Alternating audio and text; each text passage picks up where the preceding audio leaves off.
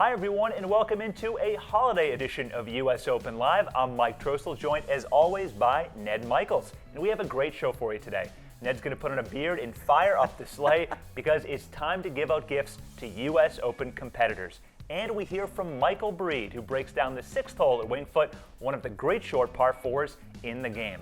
But Ned, we start with a look back at the very first US Open that Winged Foot hosted, the 1929 championship. Yeah, and the story was Bobby Jones. He was already a United States Open champion. He was twice an Open champion, 3 times the amateur champion.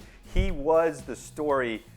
He led by 6 as he came into the final round. But in 1928, Jones surprisingly squandered a 7-stroke lead to Johnny Farrell over the last 13 holes, so maybe a little reason to doubt if Jones could close it again in 1929. Now this time he led by 6 strokes with 6 holes remaining. Seemingly pretty safe, but once again, disaster struck. Well, he makes bogey on the 13th, and he makes triple on the 15th, Mike. But it's amazing to think that Arnold Palmer blew a 7-shot lead at the United States Open. And now Bobby Jones, possibly he was going to do it. 6 up, 6 to play. Al Espinosa, he's making birdies on 17 and 18. And it came down to the end. Yeah, it did. The final hole, Jones misses the green and now has a 12-foot putt downhill, left to right breaking to get in that playoff. And this is one of the toughest greens in all in championship golf. You do not want to have to make a downhill 12-footer bending left to right to get into a playoff. But he's Bobby Jones. Yeah, he really is. And Jones, of course, makes that putt, wins the playoff the next day by 23 strokes, a whopping margin. The 36-hole playoff earning him his 3rd US Open victory. Which brings us to our next segment. Now, Al Espinosa probably wishes he could have had those playoff rounds over again. Now, Ned, if you could give one runner-up another chance to win their US Open, who would it be? This is a no-brainer. It's Phil Mickelson. Of course, it has to be Phil. It was at Winged Foot where he had the disastrous 72nd hole. You could make the case it was Colin Montgomery as well, but for Phil Mickelson, it would be the career Grand Slam. That's all he's missing from his resume. So if I were Santa and I could give anybody a runner-up and change it to a win, it's got to be Phil. Yeah, certainly Phil. A lot of regret from 2006. If you go back a little bit, 1947, Sam Snead, 2-stroke lead in the playoff with Lou Worsham, squanders that lead in the last hole, misses a 2.5-foot putt to lose that championship. Snead, like Mickelson, never a US Open champion. Now we move from the ghost of US Open past to some of the stocking stuffers for players competing in 2020. First up in Santa's bag of goodies, it's hitting 2/3 of the fairways at Winged Foot, which would have ranked in the top 5 in 2006. Ned, who are you giving that to? Yeah, first of all, if you hit 2/3 of the fairways in the United States Open at Winged Foot, you're going to finish in the top 10. But I'm giving it to Tiger Woods, because if Tiger can hit 66% of his fairways at the US Open at Winged Foot, it is over.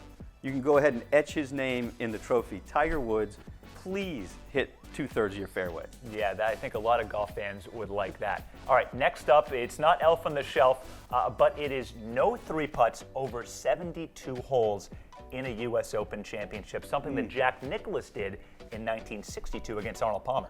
This one really, I had to think about for a long time because, well, there was DJ, right? You remember the 3-putt he had at Chambers Bay on the 72nd hole. And there's Jordan Spieth. If he's putting well, former number 1, former best putter on the planet who's lost a little bit of touch. But in the end, if I could just slip it into his stocking, it's Rory McIlroy, because when he putts well, and we saw it last year at the Arnold Palmer Invitational where he fleeced the field, if he putts well, he's going to be close to having a chance to win this. And if he has no 3 putts, oh yeah, Rory McIlroy, Merry Christmas. And you know, Rory's such a good ball striker. We saw it now 8 years ago in 2011 at Congressional. If he can get that putter rolling, watch out field. All right, Ned, finally, it's no double bogeys or worse throughout the championship, because we know bogeys are going to happen, but it's crucial to keep those big numbers off the scorecard. Well, my initial reaction to this was not even Santa Claus can bring you no double bogeys at Winged Foot during the United States Open. But Mike, with your help and your research, we actually unearthed that 2 of the last 4 US Open champions at Winged Foot actually made no double bogeys, and the last 4 made 1 or none. You have to go back to 1929 with Bobby Jones. He made 5 doubles and 2 triples. But if you can give a guy like Phil Mickelson, if you could say to him, Merry Christmas, no double bogeys or higher at Winged Foot, United States Open, he may get the present that we were talking about earlier, his first U.S. Open championship. Yeah, Ned, and I think that's another present that a lot of us would like to see. If Tiger or Phil were to be able to be in contention, that would be a present for all of golf fans. All right, Ned, thanks, and we know that you'll be checking to see who's been naughty and nice over the next 6 months leading up to Winged Foot. And speaking of Winged Foot, we continue highlighting some of the West Course's key strategic holes. Today we look at the short par 4 sixth, a hole that could yield some birdies and even a few eagles this year during the U.S. Open. Let's check in with our good friend and noted golf instructor Michael Breed, along with Winged Foot professional Katie Wiedmar. At Winged Foot Golf Club, the host of the 2020 U.S. Open, I'm Michael Breed, along with Katie Wiedmar. We're just leaving the 5th green, and Katie, the 5th hole in 2006 played as a par 5. This year plays as a par 4.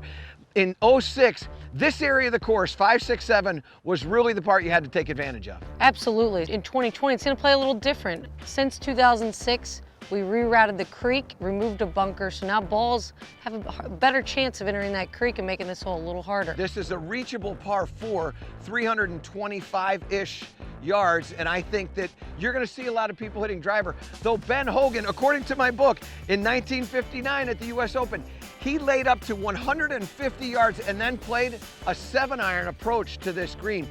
I don't think we're going to see a lot of layups this year, are we? I don't think so, but I thought it was a smart decision by him, but we'll see. Bunker down the left-hand side is 240 yards away. That would be the thing that you would be avoiding if you were going to lay up. I think many players are going to be hitting the driver, some even playing a 3-wood, play slightly downhill to a green that is nicely protected by a front bunker. And in 06, there was a bunker on the left-hand side, and that creek that you talked about didn't come into play maybe as much. We saw 5 eagles back in 06. This year, we may see some others as well. I got the opportunity to play with Gary Woodland here last year before he won the U.S. Open. I think I could take credit for that. And we were playing, and we had a little wind in our face. He took driver, knocked it to about 15 feet, made eagle, and then he kind of beat me from there. So that was the key to winning the U.S. Open, no doubt. And he hasn't thanked me yet for it. I can't believe that. I don't get it. I don't get it. All right, well, we're going up to the green to take a peek at what's happening up there to show you how this bunker has been moved and also what's happened with the creek. Come on, join us. And Katie, now we're up on the green here and really get an idea of why this is such a scoreable hole. Again, the easiest hole back in 06 and probably going to be the easiest hole in 2020. Absolutely, and I mean, the guys know that. They should know they should score here, make some birdies, move on to the next hole, and have this hole out of the way. Some of the reasons why this might be a very easy birdie or maybe even an eagle is the protection of this bunker here guarding the right portion of the green.